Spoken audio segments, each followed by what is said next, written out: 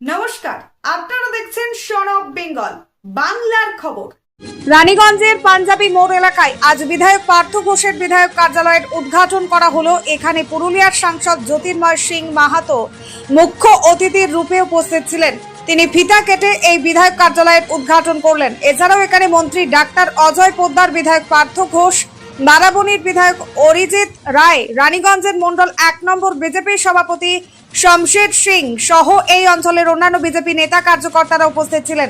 এখানে ফিতে কেটে আনুষ্ঠানিকভাবে এই কার্যালয়ের উদ্ঘাটন করেন পার্থ ঘোষ। বলেন যে এই কার্যালয় এখানকার মানুষের আরো ভালো করে সেবা করার জন্য অত্যন্ত জরুরি ছিল এবং আজ এই কার্যালয়ের উদ্ঘাটন করা হলো। এই কার্যালয় থেকে বিধায়ক হিসেবে তার দায়িত্ব, সেই দায়িত্বগুলি তিনি পালন করার চেষ্টা করবেন এবং এখানে এলে মানুষের অনেক সুরাহা হবে।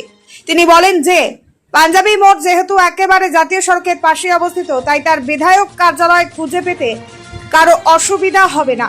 সেই জন্য লোকেশন হিসেবেও এই কার্যালয় অত্যন্ত ভালো এবং এখানে খুব সহজে মানুষ পৌঁছে যেতে পারবে। Bureau report, son of Bengal বাংলার খবর।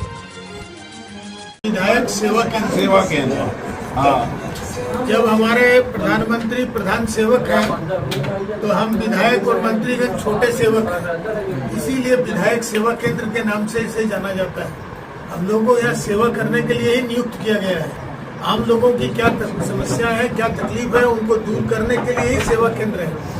सेवा केंद्र में विधायक हर समय बैठेंगे ऐसा नहीं है, उनकी पूरी टीम रहेगी, सॉफ्टवेयर रहेगा, कंप्यूटर्स रहेंगे। आप कितनी कंप्लेन आती है, कितनी कंप्लेन का आप निष्पादन करते हैं और बाकी इनकी देख रेख रहेगी।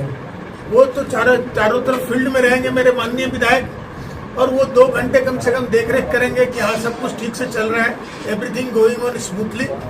तो यही सेवा केंद्र का काम है कि सारे लोग कोई सेवा से वंचित न रहे, उनकी सेवा उनको पूर्ण रूप से दी जाए। কর্মসূচি গোটা বিধানসভা ওয়াইজই হচ্ছে, গোটা পশ্চিমবঙ্গব্যাপী বিভিন্ন জায়গাতে যেখানে আমাদের প্রতিনিধি আছে সরকারিভাবে সবভাবেই আমরা মানুষকে সেবা দেওয়ার চেষ্টা করছি। আর এখানে যেটা হচ্ছে যে এই একটা অফিস দরকার, যেখানে মানুষের একটা স্থায়ী ঠিকানা, একটা মানুষ গেলে বিধায়ককে পাবে। আর আমি হয়তো ফিল্ডে থাকবো, কখনো এখানে থাকবো, সেটা আমি নোটিফাই করে দেবো কখন কোথায় থাকবো। আর তাছাড়াও এখানে আমি থাকি বা না থাকি, যে সময়টাতে মানুষ এখানে আসবে আমার পুরো টিম থাকবে, তাদের সার্টিফিকেট থেকে আরম্ভ করে যাবতীয় মেডিকেল ট্রিটমেন্ট যা যা লাগে একটা বিধায়কের কাছ থেকে মানুষের যা যা প্রয়োজনীয় সেগুলো সবই করে দিয়ে যাব, তারা এখান থেকে ডিস্ট্রিবিউট করবে।